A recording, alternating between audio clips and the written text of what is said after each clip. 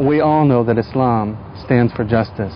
The Quran says, "O you who believe, stand out firm for Allah and witness to fair dealings, and let not the hatred of others make you swerve to wrong or depart from justice. Be just, that is next to piety, and fear Allah, for Allah is well acquainted with all that you do." We know that our Prophet, peace be upon him, told us that helping our brothers and sisters in need is more loved by Allah than performing itikaf in the masjid for 30 days. We know that our Prophet tells us that alleviating the pain and suffering of a Muslim brother or sister in this life will mean that Allah will relieve pain and suffering in the Day of Judgment in our lives. Assalamu alaikum. Hi, I'm Khalil Meek, President of the Muslim Legal Fund of America, and I come to you today on a very important matter, and that's the retrial of the Holy Land Foundation. We all know that the Holy Land Foundation was once the most reputable, largest Muslim charity in America.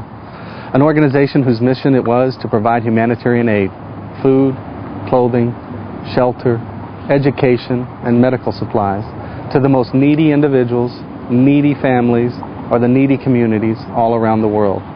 It was a mission that they fulfilled with great honor, great integrity, and great dedication. Now, we all know the outcome of the first trial that ended last October, the jury finding the defendants not guilty of anything that the government alleged. However, since the verdicts were not 100% for acquittal, over half the charges ended in a hung jury known as a mistrial. This mistrial means the government can start over again and retry the defendants on the hung jury verdicts. And that's exactly what the government intends to do. The Muslim Legal Fund of America and the exceptional attorneys who defended the Holy Land Foundation in the first trial are all back for the retrial to defend the organization once again. Help your brothers and sisters in need. We have to win this case. We cannot lose. You could donate as much as you can as soon as possible. We'd be eternally grateful. We cannot let a few zealous prosecutors intimidate the entire Muslim community. We cannot allow them to define charity as a criminal act. We cannot let them take distribution of zakat out of the hands of the Muslim community. We cannot allow political agendas to threaten our national organizations, to violate our civil rights, to challenge our dignity, and to slander our religion. We simply cannot allow them to destroy an honorable organization or the noble men who carried out its mission. And we know that the government didn't leave this organization as a small matter with 5 individuals being accused of a crime, but they broadened its scope. They actually are attacking the entire Muslim community with one case. They've actually brought in our largest national organizations. They've brought in organizations like CARE, the Council on American Islamic Relations, ISNA, the Islamic Society of North America, and also NATE, the North American Islamic Trust, as what they claim to be unindicted co-conspirators, which means the government has reason to believe that they're part of the conspiracy to feed children, and yet also part of the conspiracy to provide material support. And by claiming this, and by producing this document, they have affected every Muslim in the United States. Affected us to that if there is a guilty verdict, a'udhu billah, if there is a guilty verdict, we will all be affected by this outcome. And it just can't be.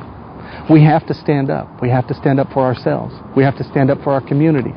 We have to stop oppression, and we have to help our brothers and sisters in need. And that's what we're trying to do. We want to call on you today. We want to call on you to help us. We want you to help us, help them, and help ourselves. We have to win the case. Yet, with this trial, the Muslim Legal Fund has been blessed. We've been blessed with exceptional attorneys in the first trial, and we've retained the exact same legal counsel for the second. And in the second retrial, we still need funds. We need about $120,000 to provide the legal expenses and fees necessary in this case. And that's why we come to you today. We ask for your support. We've asked you in the past and you've never let us down. You've always provided generously. And we know you'll provide generously again. But we want to remind you during this blessed month of Ramadan, as we count the blessings bestowed upon us, and as we count the blessings in our lives and our liberties and our freedoms and our security, to not forget the others who are less fortunate, the others who serve the community with passion and dedication, who now in their time of need us. So we ask you, please, help us help them.